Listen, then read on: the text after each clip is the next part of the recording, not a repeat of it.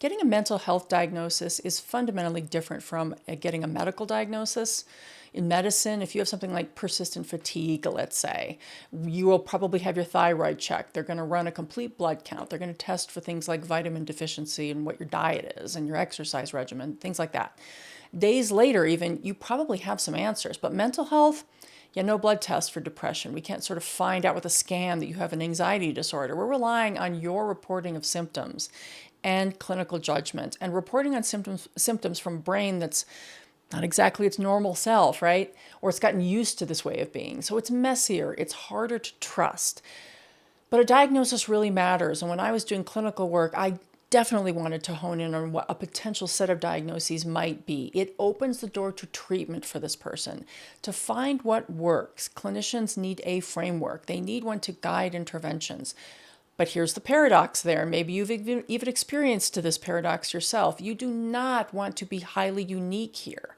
Despite our American obsession with being special, you want your experience to map onto known patterns so that proven treatments can be identified and can help you. Okay, but we're seeing people, especially younger generations at work, over-identify with their diagnosis. They make it their identity. And when that happens, they lose agency and they also conveniently lose responsibility. Now, if you are your diagnosis rather than someone who has one, you just stay stuck.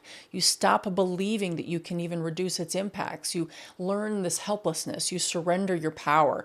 But you're part of a tribe, so it sort of feels kind of good. There's the paradox with all of this.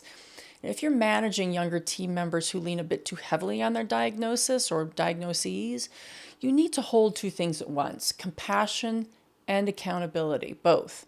Acknowledge their struggles, yes, but also communicate clearly. A diagnosis explains challenges. It doesn't excuse us from responsibility to manage them effectively. Getting better, or at least managing symptoms, requires their active participation.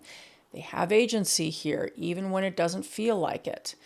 And for your own mental health collapse, address it. Get the diagnosis and treatment you need. Your diagnosis could be something you've always had that's reached a fever pitch. It might be lifelong even, or more likely than it feels when you're in it, it could be temporary. Most of them are. Your mantra, from my co-author Jocelyn Davis in her most recent book on the matter, is going to be your friend here. Severity does not predict duration. Severity does not predict duration. Just because it feels unbearable doesn't mean it's forever.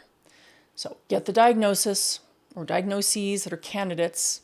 Use it as a tool, but don't let it, or let your team members let it, become an identity. The goal is to move through it and come out the other side.